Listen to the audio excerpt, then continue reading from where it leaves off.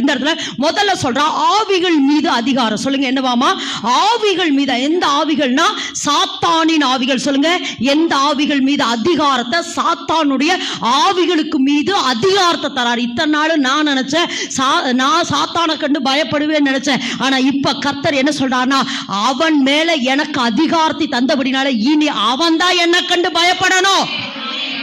ஆமென் என்று சொல்ல, அவன் தான் என்னை கண்டு பயப்படணும். குயின் மேரி, இங்கிலாந்துல குயின் மேரி அவங்க சொல்லுவாங்க என்னன்னா, நான் என்ன செய்யறேன், ஜான் நாக்ஸுடைய எதற்குமே நான் பயப்படல, எந்த ராணுவத்துக்கு நான் பயப்படல, ஆனா ஜான் நாக்ஸுடைய முழங்காலுக்கு நான் பயப்படுறேன்.